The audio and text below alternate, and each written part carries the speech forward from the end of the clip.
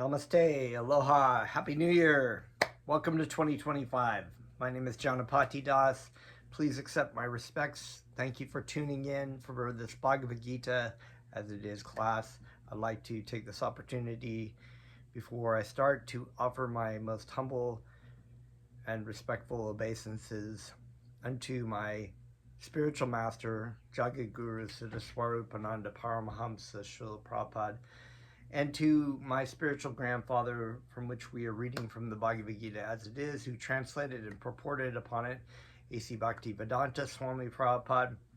And of course, as my spiritual master once instructed me, I like to say some prayers that were from the conversation of King Parikshit, not King Parikshit, King Nimi to and Krishna to Uddhava. And it goes as such. My spiritual master has instructed us to recite this every day to remember our relationship with Krishna. The great sage Prabhupada said to King Nimi, "My dear king, a disciple has to accept the spiritual master not only as spiritual master, but also as the representative of the Supreme Personality of Godhead and the Supersoul. In other words, a disciple should accept the spiritual master as God, for he is the external manifestation of Krishna." Krishna said to Uddhava, "My dear Uddhava, the spiritual master must be accepted not only as my representative, but as my very self. He must never be considered on the same level with an ordinary human being. One should never be envious of the spiritual master as one may be envious of an ordinary man. Spiritual master should always be seen as a representative of the Supreme Personality of Godhead, and by serving the spiritual master, one is able to serve all the demigods."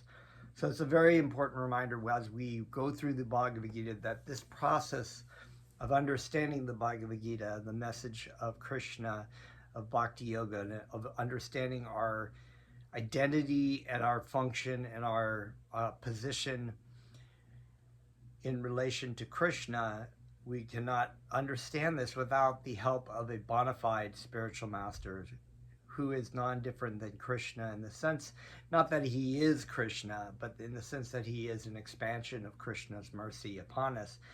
And he's dovetailed his life to the service of his spiritual master and of Krishna and of Lord Chaitanya's mission. So in that saying, let us start off this new year. Always start off with the new year. I'll start off every day with chanting Krishna's names, which is the prime benediction for all of humanity in this lost and dark and dismal world.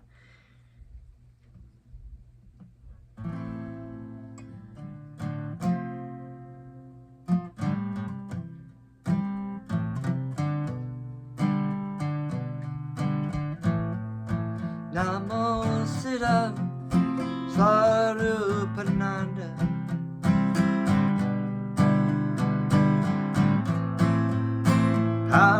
Paramahamsa Namine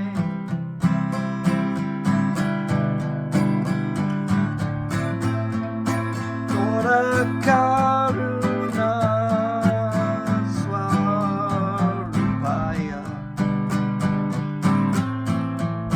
Radha Krishna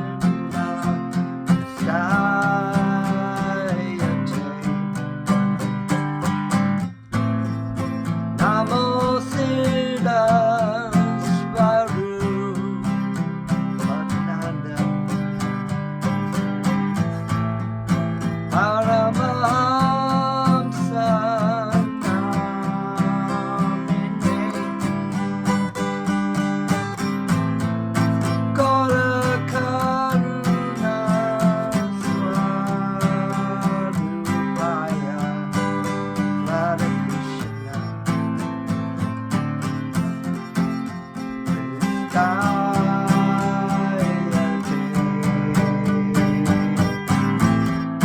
Bhaja Shri Krishna Chaitanya Prabhu Nityananda Shri Advaita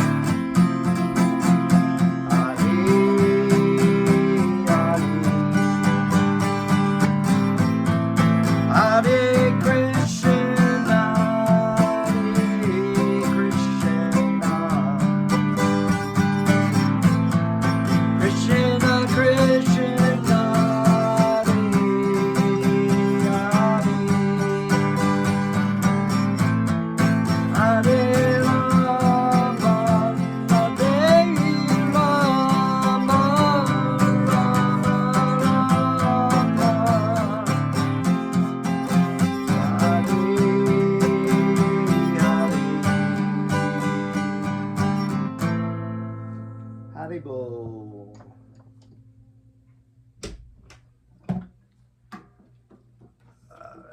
I was born in the darkness of ignorance, and my spiritual master opened my eyes with the torch of knowledge. I offer my respectful obeisances unto him. Om Namo Bhagavate Vasudevaya. All right. So, Happy New Year, everyone. Hope you had a nice New Year Eve. Hawaii is a little crazy. It's like we got a little crazy with our fireworks. It was just maddening. Went on and on. I think they were still shooting them off at 3 in the morning. So a little tired today, but we will never too tired to talk about Krishna and Arjuna, the devotees of Krishna. And we are reading from text 16. We had gotten to this point where, of course, Duryodhana had gone to his martial teacher Dronacharya and basically they had talked about who was out on the battlefield and who was fighting, and trying to pump himself up and try to get his generals and whatnot who were compassionate towards the Pandavas to basically reassure him that they were going to fight to the death to win this victory. And of course, we started with the different personalities blowing their conch shell, but what was stated by Bhaktivedanta Swami Prabhupada was that the conch shells of Krishna and Arjuna were considered transcendental, signifying in the minds that there would be no victory for the other side as long as Krishna was fighting for the side of the Pandavas. So we were starting from text 16, chapter 1. Ananta Vijayam Raja Kunti Putra Yudhishthira Nakula Saha Devascha Sukosha Mani Pushpakao Kashascha Parame Vashaha Shikandi Cha Maharata Dhritarashtra Yumano Viratas Cha Satyakish Champara Jitaha Drupado Drapadi Adyascha Sarvasha Pritivi Pate Shabadras Cha Mahabaho Shankan Dankmur Pritak. Sorry. So that was actually 16, 17, and 18. So the translation, or actually the synonyms, Ananta Vijayam, the conch shell named Ananta Vijaya, Raja, the king. Kunti Pudra, the son of Kunti. Yudhishthira, Nakula, Sahadev, Cha, and Sugosha Mani Pushpaka, the conches named Sugosha and Mani Pushpaka. Kasha, the king of Kashi, Varanasi, Cha, and Paramaveshaha, the great archer. Shikandi, Cha, also, Maharata, one who can fight alone against the thousands. Dhritarashtra Yumna, the son of King Drupada. Virat, the prince who gave shelter to the Pandavas as a while they were in disguise. Oh, so there are different personalities. So there was a time where, 2 times actually, they went off to the forest. They had to be in disguise so that their enemies wouldn't discover them, and also kept them in certain kingdoms. Cha, also, Satyaki, the same as Yudhana, the charioteer of Lord Krishna. Cha, and Aparajita were never vanquished before. Drupada, the king of Panchala. Drapedaha, Drupada is interesting because Drupada was the father of actually Draupadi, and he was an ally with the Pandava brothers, who he gave his daughter to eventually. Cha also, Sarvashaha, all, Pertivi Pate, O king, Sabhadra, the son of Subhadra, Abhimanyu. Cha also, Mahabahu, greatly armed, Shakan, conch shells, Dadmuhu, blue, Pritak, each separately. Translation: King Yudhisthira, the son of Kunti, blew his conch shell, the Anantavi Jaya, and Nakul and Sahadev blew the Shugosha and Mani Pushpaka. So all their conch shells have specific names. Very important, very important for warriors to have their own conch shell. The great archer, the king of Kashi, the great fighter Shikandi, Drishtadyumna, Virat, the unconquerable Satyaki, Drupada, the sons of Draupadi, and the others, O king, just as the son of Subhadra, greatly armed, all blew their respective conch shells. Purport: Sanjaya informed King Dhritarashtra very tactfully that his unwise policy of deceiving the sons of Pandu and endeavoring to enthrone his own sons on the seat of the kingdom was not very laudable. The signs already clearly indicated that the whole Kuru dynasty would be killed in that great battle, beginning with the grandsire Bhishma down to the grandson like Abhimanyu and others, including kings from many states of the world. All were present there and all were doomed. The whole catastrophe was due to King Dhritarashtra because he encouraged the policy followed by his sons.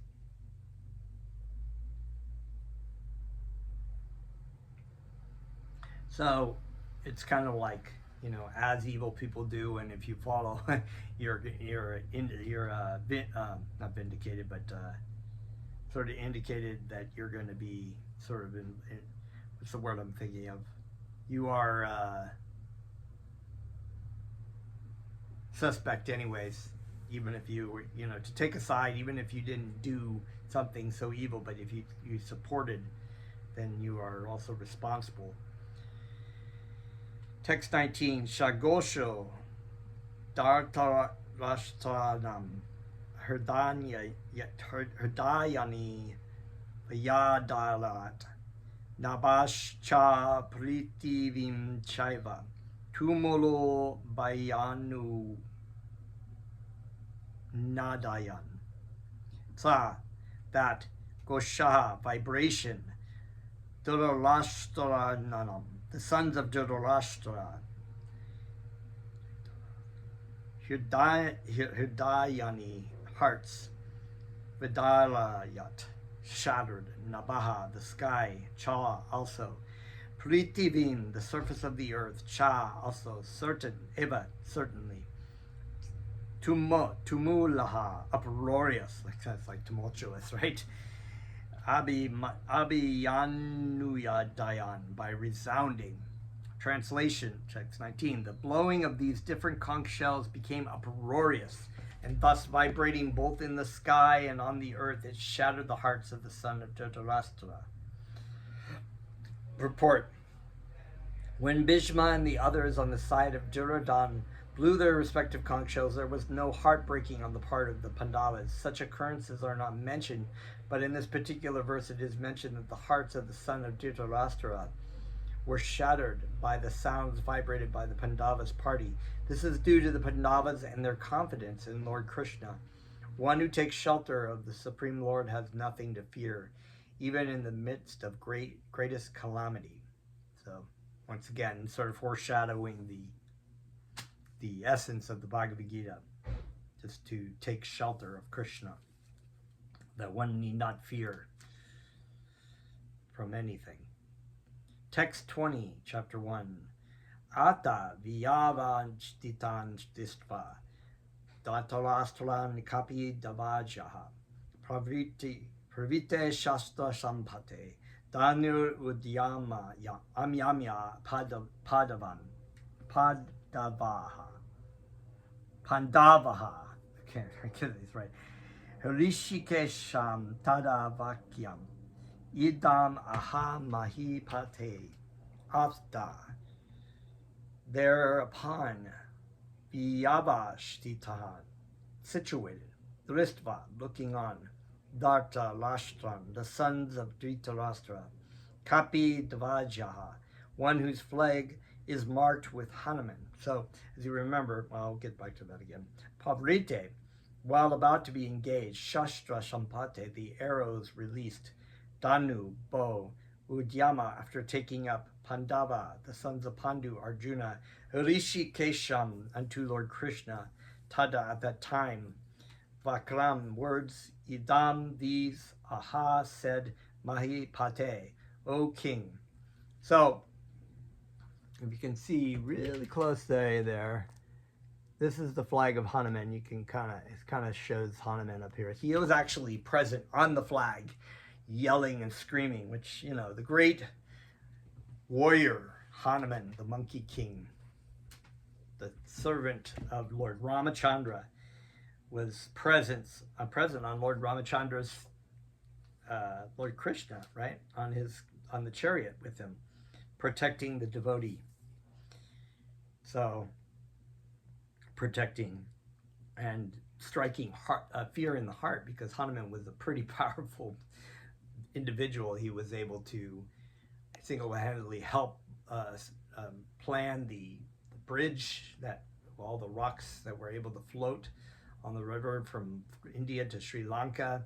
And he also single-handedly took off part of the island of Ravana, and jumped across the ocean, and so many other things. Just great feats. He was very powerful. He also appears in the Mahabharata as well, in his interaction with Bhima, who is his half-brother, because they were both, their father was Vayu, so they were half-brothers. O king, at that time, Arjuna, the son of Pandu, who was seated in his chariot, the flag marked with Hanuman, took up his bow and prepared to shoot his arrows. Looking at the sons of Dhritarashtra, O king, Arjuna then spoke to Hrishikesh Krishna these words. So now we're sort of leading into what happens here with Arjuna and Krishna. Purport: the battle was just about to begin. It is understood from the above statement that the sons of Dhritarashtra were more or less disheartened by the unexpected arrangement of military force by the Pandavas, who were guided by the direct instructions of Lord Krishna on the battlefield. The emblem of Hanuman on the flag of Arjuna is another sign of victory, because Hanuman cooperated with Lord Rama in the battle between Rama and Ravana, and Lord Rama emerged victorious. Now both Rama and Hanuman were present on the chariot of Arjuna to help him. That's why we say that with Krishna there is all victory, because all great devotees line up behind Krishna. Now Rama and Hanuman were present on the chariot. Present on the chariot of Arjuna to help him. The Lord Krishna is Rama himself, wherever Lord Rama is, his eternal servant Hanuman and his eternal consort Sita, the goddess of fortune, are present. Therefore, and so of course Radharani, right? Expansion of Radharani, Sita, and Lord Ramachandra is an incarnation of Krishna. Therefore, Arjuna had no cause to fear any enemies whatsoever. And above all, the lords of the senses, Lord Krishna was personally present to give him direction. Thus, all good counsel was available to Arjuna in the matter of executing the battle. In such auspicious conditions, arranged by the Lord for his eternal devotee, lay the signs of assured victory. So when we often, when we are doing our prayers at the end of a kirtan, and we say our prayers like to our spiritual master, to Lord Chaitanya, and different aspects, we always, for example, when we say Shri Shri Radha Krishna Gopinath Shamakunda Radhakunda Giri Govardhan Ki Jai, we always say Jai, and then the congregation will respond Jai, Jai, right? because with Krishna, there's always victory. So everything that's associated to Krishna, the spiritual master, Lord Chaitanya, Lord Nityananda, all the residents and devotees of Vrindavan and Mathura, and the different things like Govardhan Hill and Tulsi Devi, and so many things that all center around Krishna, really. They all evoke victory and consciousness, because in the end game, by meditating your life upon Krishna and the things that are related to Krishna, you will emerge victoriously from the material existence. You will go back to Krishna. You will defeat death. It will be all victory, because you will have succeeded in this human form of life to go back to Krishna. And so that is another great theme behind this wonderful Bhagavad Gita. Text 21 and 22. Arjuna uvacha shenayor ubayor majje ratam stapaya me kriti kyuta yavad etan nilikesheham yodum kamam avashtitan kairmaya maya saha yodavyam asmin rana samudyame. Arjuna, uvacha said, senayo of the armies, ubayo of both the parties, madhye in between them. Madhya means in the middle, right? Ratam, the chariot, stapaya, please give me, my achyuta, O infallible one. So another name of Krishna, achyuta is infallible. And Krishna is infallible. You know, Bhaktivedanta Swami Prabhupada has said that the things in this life are like fallible soldiers. You know, whether they're money or health or our beauty or the things that we gather, our tribute, they're all fallible. They're all zeros, as Srila Prabhupada would say. They don't have any value inherently of themselves. They're fallible. They don't save you. There is no victory to take shelter in these things in this material world, yet people do. They take shelter in everything but Krishna. And this is the fallible soldiers who will not be able to defeat, who will not be victorious. Just like the side of the Duryodhana, they will not be victorious because they have turned their back on Krishna. They will not be victorious in the battle against death. So Achyuta is infallible. He is the truly infallible. The infallible meaning like capable of like falling apart or dying, or fallible. Infallible means that there's nothing that can defeat Krishna. That's why there is all victory. Achyuta, and this is very significant that Arjuna refers to him as such.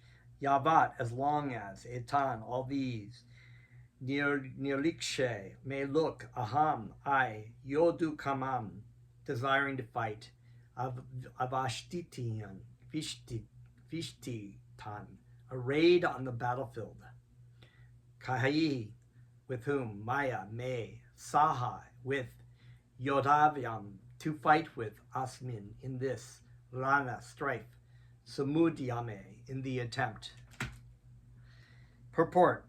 Translation. Arjuna said, O infallible one, please draw my chariot between the two armies so that I may see who is present here, who is desirous of fighting, and with whom I must contend in this great battle attempt. So Arjuna is still determined to fight at this point. This is the preliminary setup for what happens to the Bhagavad in his next step.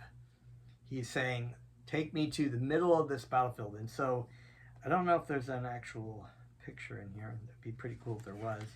But some pictures you can sometimes find of Krishna in the middle of the great battlefield, in between all these warriors. There's a little one. Let's see if there's I can put it up here. They got some pictures in here. So there's there. That's kind of a one picture, but there are other drawings of the.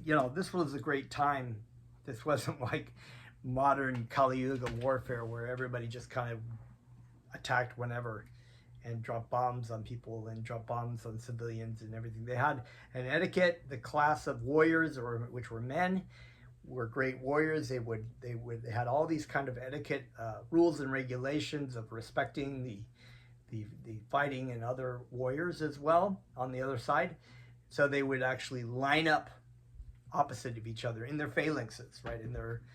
And there would be a great space. And so this signifying of the conch shell was the beginning. And so the Bhagavad Gita itself was really only spoken in about 30 minutes or so, 30, 45 minutes.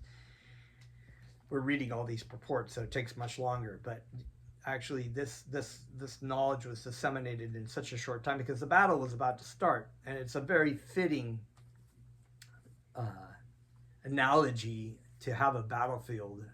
Although the battlefield was a real battlefield and was a real battle, we can also take it to be very significant about our life, the situations. Life is a great battle, and our duty, and there's so many themes in this that we will get into as we go along. So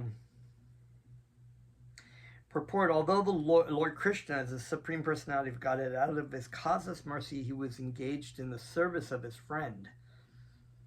Krishna will be the servant of the devotee, even though the devotee tries to be in the servant of it, because our relationships with the deepest relationship with Krishna, and you can actually have a relationship of awe and reverence. There are spiritual planets where there is that kind of mellow, where you worship God from a distance, and a lot of modern religions are based on this idea.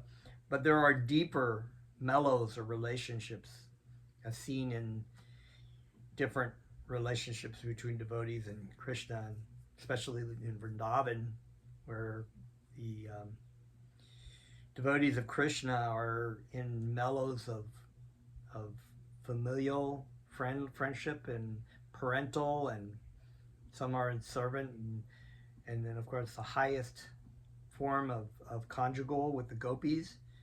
And in this relationship there is no awareness that this is the Supreme Personality of Godhead. This is just our dear beloved Krishna. I'm my dear child, or my dear friend, my other cowherd boy. It's so beautiful. It's so wonderful and loving, and they tease each other, and then this is the way Krishna allows, because in a relationship of awe and reverence, there is a certain amount of fear. And if you look at a lot of these Christian, or Muslim or whatever, there is an element of definite fear of God. And they even say, you should fear the Lord your God, And it's like, Krishna doesn't want anybody to fear him. He doesn't want his friends to fear him. He doesn't want the gopis to be afraid of him. He doesn't want his mother. He sees his mother, and when he's fighting demons, and he's having a good time playing with the snake Kali Yuga out on there, and he's kicking his head, or he's I gotta let him carry me in the water for a while. This is kind of fun. And they just get freaked out because they don't know he's God. And they think, oh my God, my little boy's getting killed by the snake. And so then he sees the fear there, and he doesn't like that. So he's like, okay, I'll just eliminate this, and then go back to being held and fed by Mother Yasoda or whatever, hugged and wrestled with my best friends and on the cowherd boys. So he was here in the service of his friend, right, Arjuna. And he never fails in his affection for his devotees, and thus he is addressed, known as herein, as infallible. As a charioteer, he had to carry out the orders of Arjuna, and since he did not hesitate to do so, he is addressed as infallible. Although he had accepted the position of a charioteer for his devotee, his supreme position was not challenged. In all circumstances, he is the Supreme Personality of Godhead, Hrishikesh. the Lord of all the total senses. There's that word Hrishikesh, right, which we referred to earlier. Krishna being the source of all of our senses. The relationship between the Lord and his servitor is very sweet and transcendental. The servitor is always ready to render service to the Lord, and similarly, the Lord is always seeking an opportunity to render some service to the devotee. He takes greater pleasure in his pure devotee assuming the advantageous position of ordering him than he does in being the giver of orders. As a master, everyone is under his order, and no one is above him to order him. But when he finds that a pure devotee is ordering him, he obtains transcendental pleasure, although he is the infallible master of all circumstances. So he's like loving to be in an ordered position, and the devotee of Krishna wants to be his servant, wants to, or whatever. And so there is a competition, as it was seen between the gopis and Krishna. They're always trying to outdo each other in their service to each other.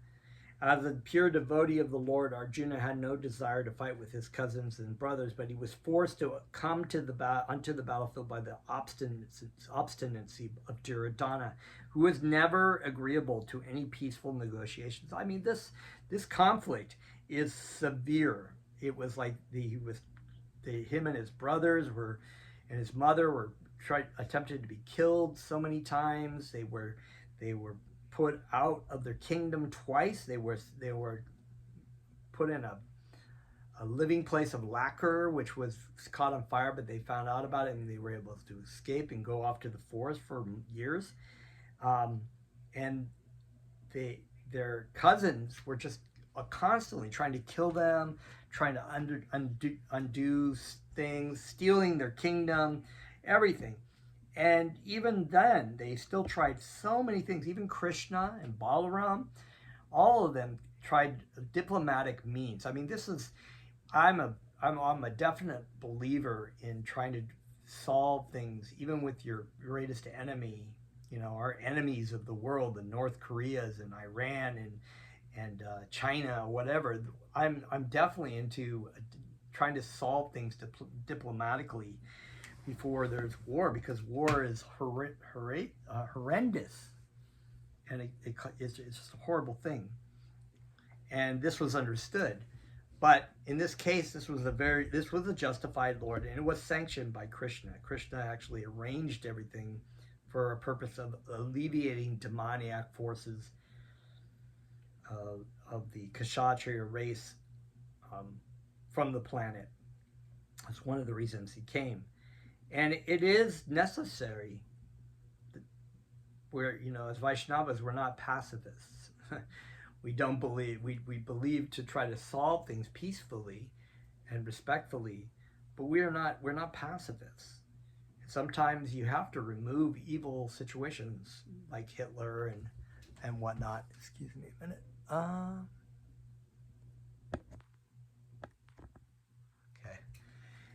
So you have to do that. And this was the situation. So he knew that Duryodhana was not going to change his mind. He had already made that clear. He'd done so many terrible things. And so this was the last resort, was this battle.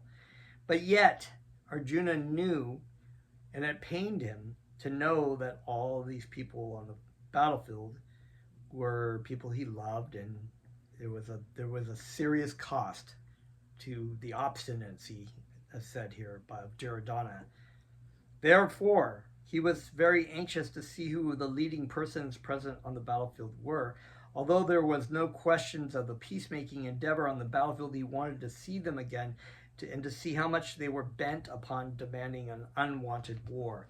So really, this was in the ballpark of Duryodhana. He tried, he could have stopped this. He could have said, okay, I'll give you the kingdom. I'll give you half the kingdom. They were just saying, give him half a kingdom or even a parcel of land. No, Duryodhana was so envious of the Pandavas, and Dhritarashtra was complicit in this as well. Text 23.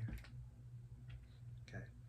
Yoyasyaman avekshi ham ya etetra samagataha. Dhritarashtra Durbudya Yude Priya Chikir Shabaha Yot Shamai Shamai. Okay, I'm gonna try this again. Yot Shamanan, those who will be fighting. Avekshe, let me see. Aha, I, yea, who, ete, those, atra, here, samagata, assembled, Dhritarashtrasya, the son of Dhritarashtra, Durbudehe, evil-minded, I like that word, Durbudehe.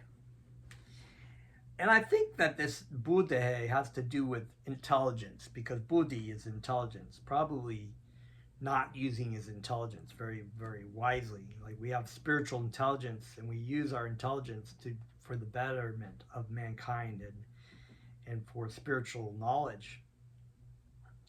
Yude, in the fight. Priya, well. Shikir Shabaha, wishing. I'm going to actually look that up, see if that is actually Buddha, if the same Sanskrit characters as intelligence. Translation, let me see those who have come here to fight, wishing to please the evil-minded son of Dhritarashtra. So there's millions of people on each side of the battlefield, but definitely people had joined the other side. They were equally evil-minded. They're complicit in this fighting, right? Because they should have known that in truth the Pandavas were the righteous ones, and there were a lot of people on Duryodhana's side who were righteous people, but because of economic necessity, they joined that side. They were part of the Kuru dynasty. They had to take that side. Purport: it was an open secret that Duryodhana wanted to usurp the kingdom of the Pandavas by evil plans in collaboration with his father, Dhritarashtra. Therefore, all persons who had joined the side of Duryodhana must have been birds of the same feather. Arjuna wanted to see them in the battlefield before the fight was begun, just to learn who they were, but he had no intention of proposing peace negotiations with them. They had tried that already. It was also a fact that he wanted to see them to make an estimate of the strength of which he had to face, although he was quite confident of victory because Krishna was sitting by his side. So another point there, that Krishna, of course, was on his side, but he did, as a warrior, he wanted to take a closer look. So there was this. We have to know this is very clear, the difference between how Arjuna was thinking, and then the point where Krishna put him into an illusion, and he saw these people, and then he started to not want to fight, and then that's where the Bhagavad Gita comes from. Text 24.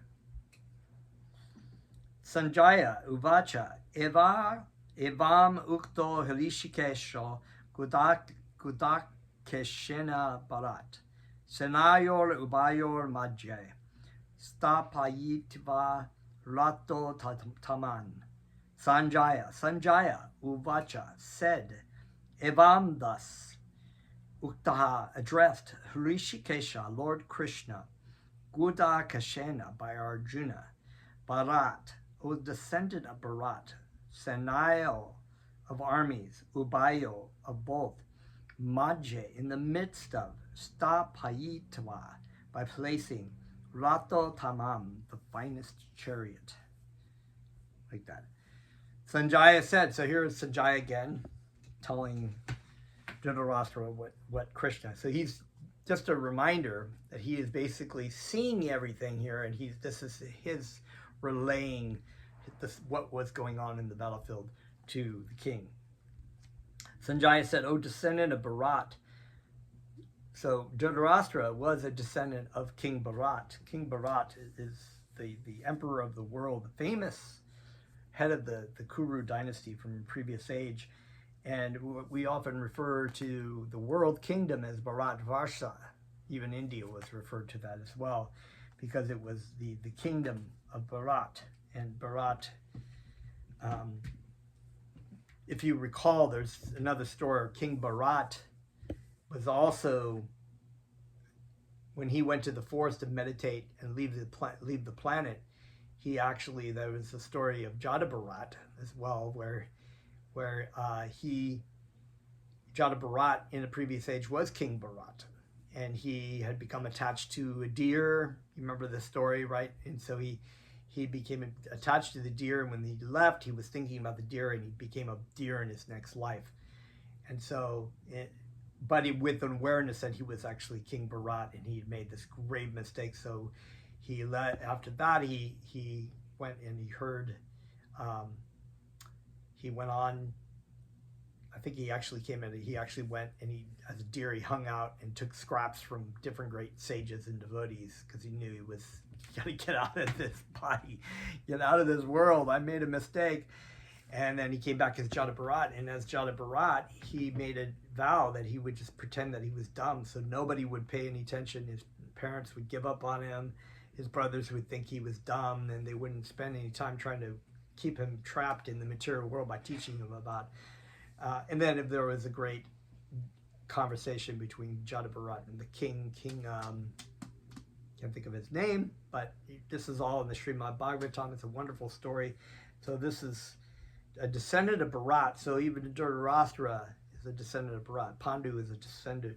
Mahaparikshit. These are all lineages. Yudhisthira, they're all in the lineage of Bharat. So Sanjaya is referring to King Dhritarashtra, O descendant of Bharat. There's another one of these titles, right?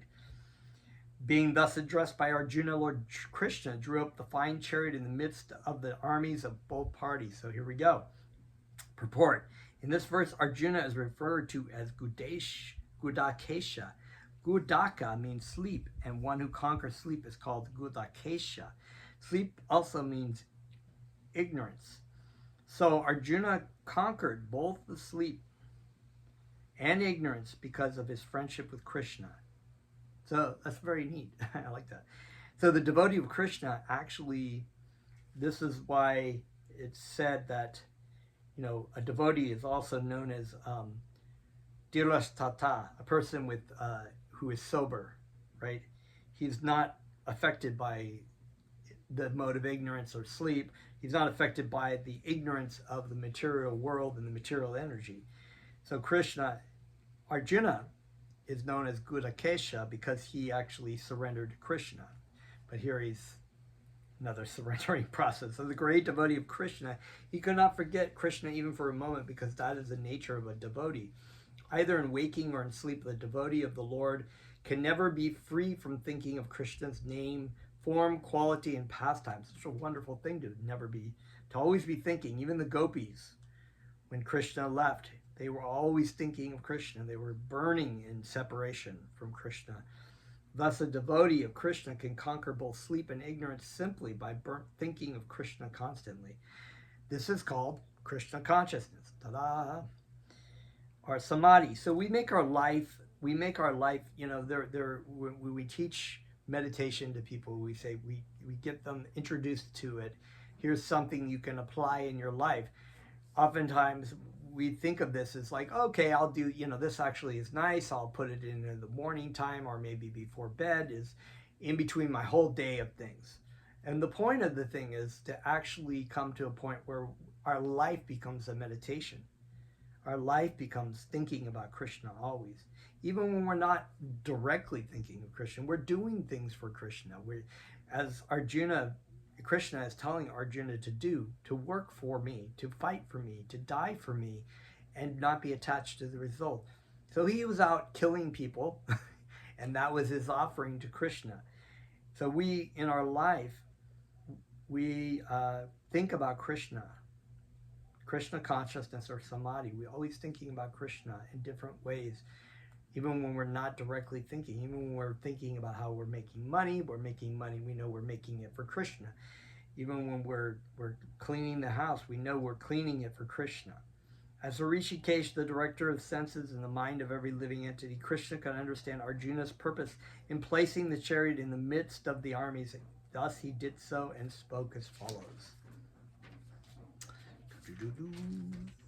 Okay, one more chapter here. Getting to the good point. Bhishma Drona Pramukha Kata Sarvesham Sha Mahikshitam Uvacha Partha pashityaitan samavetan kurun iti. Bhishma, grandfather Bhishma, Drona, the teacher Drona, pramuktaha, in front of, sarveshaham, all, cha, also, mahikshitam, chiefs of the world, uvacha, said, Partha, O Partha son of Prita, pasha, just behold, etan, all of them, samavetahan, assembled, kurun, to all the members of the Kuru dynasty, iti, thus.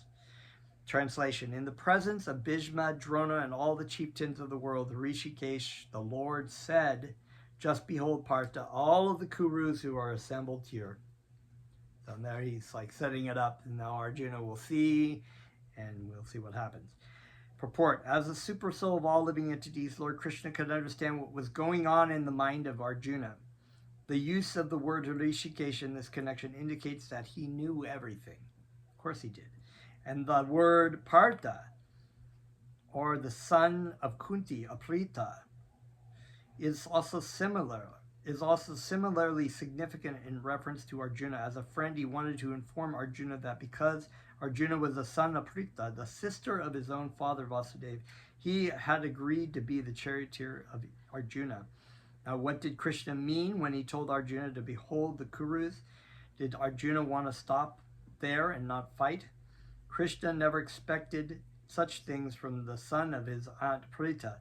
The mind of Arjuna was thus predicated by the Lord in a friendly joking.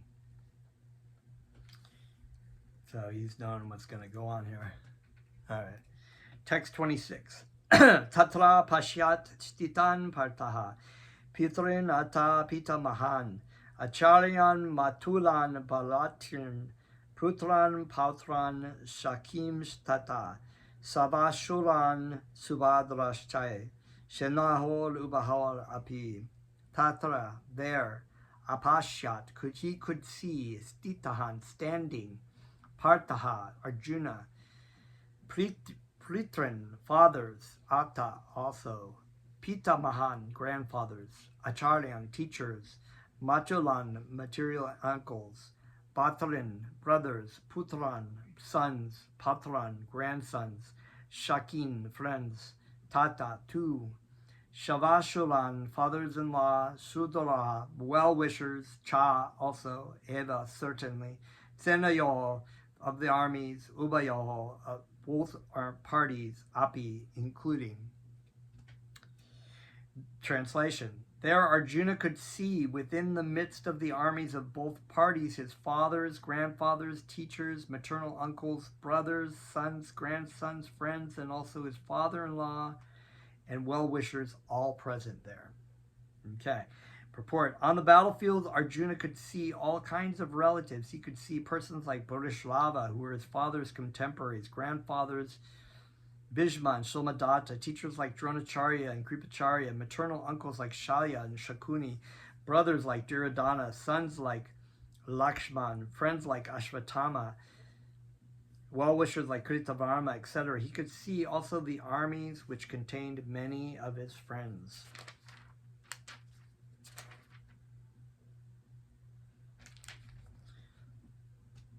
Okay, text 27. Tan Samiksha Sa Kamteya Sarvan Bandun Avishtitahan Kripaya Paraya Vishto Vishidan Idam Abravit.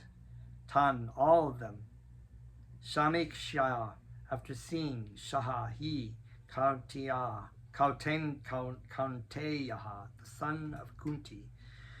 Sarvam, all kinds of Bandhu, relatives, Avishtitahan, Shtitan, situated, Kripaya, by compassion, Paraya, by the high grade, Avishtaha, overwhelmed by, Vishidan, while lamenting, Idam, thus, Abhivrit, spoke. Translation. When the son of Kunti, Arjuna, saw all these different grades of friends and relatives, he became overwhelmed with compassion and spoke thus.